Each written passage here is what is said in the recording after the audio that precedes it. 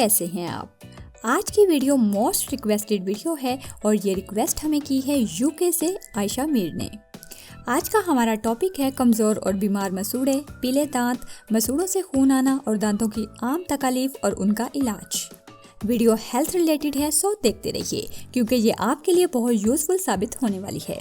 अस्सलाम वालेकुम व्यूअर्स, मैं हूँ मेमुना मुस्लिमा। कोई चीज़ खाते हैं तो मसूड़ों से खून आने लगता है। तरह तरह के टूथपेस्ट इस्तेमाल कर चुके हैं, लेकिन मसूड़े हैं कि कमज़ोर से कमज़ोर तर होते चले जा रहे हैं।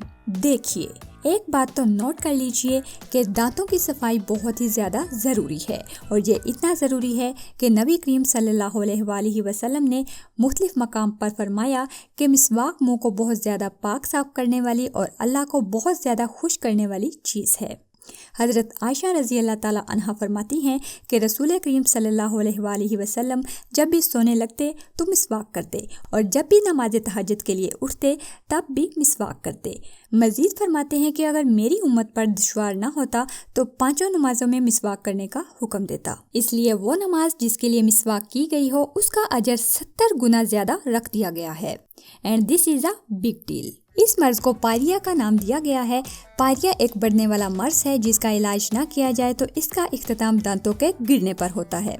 ये मर्ज अमूमन बच्चों में ज़्यादा पाया जाता है जिनको अभी दांतों की सफाई का ज़्यादा ख्याल नहीं होता और सबसे बड़ी वजह मीठी गोलियां, टाफियां वगैरह खाना, दांतों को साफ ना करना और सो जाना। बड़ों में भी इस बीमारी की यही एक बड़ी रीज़न है। सेहतमंद मसूड़ों का असल कलर ये है, यानी गुलाबी सा, और दांतों का इस तरह वाइट। ये पीले क्यों हो जाते हैं? इनके ऊपर जमने वाली एक पीली तह जिसे प्लाक या बैक्टीरियल प्लाक कहा जाता है। अब वो क्या चीज़ होती है? बैक्टीरिया के इकट्ठे होने और जम जाने से ये येलो लेयर वजूद में आती है।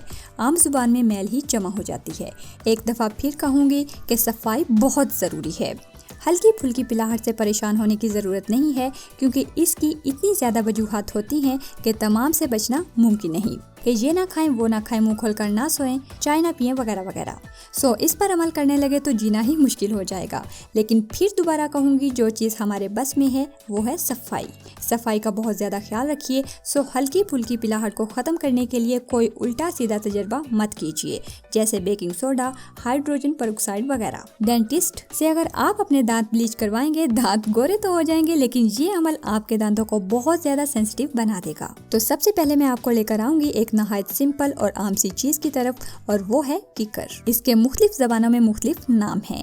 हिंदी में गालबन इसे बबूल भी कहा जाता है। इसकी बहुत सी इकसाम होती हैं। वीडियो में नजर आने वाली किस्म पहाड़ी किकर कहलाती है। ये हमारे यहाँ आम मिल जाता है। इसकी एक दूसरी आम किस्म भी होती है जिसे देसी किकर कहा जाता है।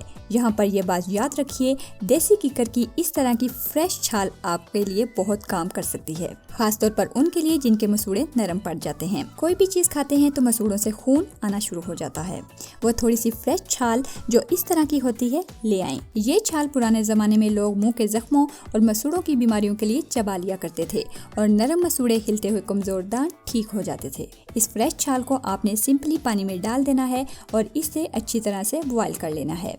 बॉयल करने के बाद इस पानी को किसी बोतल में डालकर रख लें और दिन में 3 दफ़ा 2 मिनट के लिए इससे कुल्ली करें। आपके पास ये एक बेहतरीन माउथ वॉश तैयार हो चुका है। अगर इसकी एफिकेसी बढ़ाना चाहें तो इसमें मजीद भी कुछ चीज़ें ऐड की जा सकती हैं, जैसे अगर दर्द भी है तो 4 से 6 लौंग डाल दें। अगर दांतों की मजीद सफाई चाहते हैं तो 2 चम्मच खाने का सिरका भी मिला सकते हैं। अगर मुंह से बदबू वगैरह आती है तो 1 चम्मच नींबू का रस और 2 चम्मच अरके गुलाब मिला दें। ये सब आपकी अपनी ज़रूरत पर डिपेंड करता है। मिसवाक के हवाले से मैं वीडियो के स्टार्ट में काफ़ी फ़वाइद बता चुकी हूँ। अगर मिसवाक यूज़ करें तो वो भी किकर की ही यूज़ करें।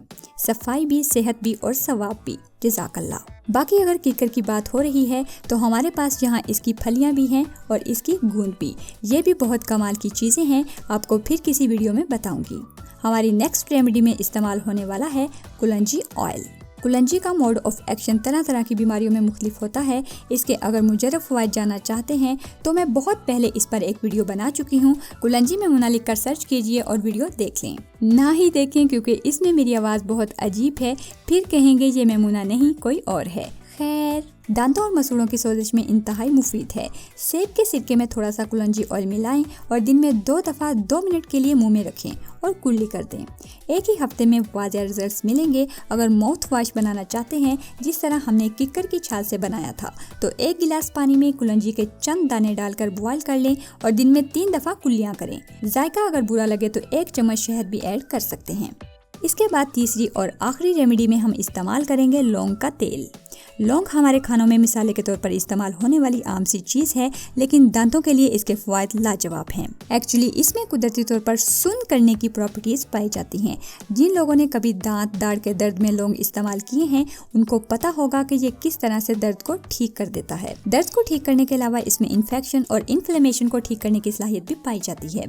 दांतों की कमजोरी और मसूड़ों की सोजिश में इसका भी वही तरीका इस्तेमाल है कि 1 गिलास खाने के सिरके में या सेब के सिरके में 1 चम्मच लौंग का तेल मिलाएं और 1 चम्मच शहद। इसको मिलाकर एक दिन में 3 दफ़ा 2 से 3 मिनट तक मुंह में रखें और कुल्ली कर दें। मसूड़े और दांत मजबूत होने के साथ साथ दांत चमकदार भी हो जाएंगे। रेमेडीज़ हमारी ख़त्म हो चुकी हैं और दांतों की पिलाहट के हवाले से हम पहले ही बात कर चुके हैं।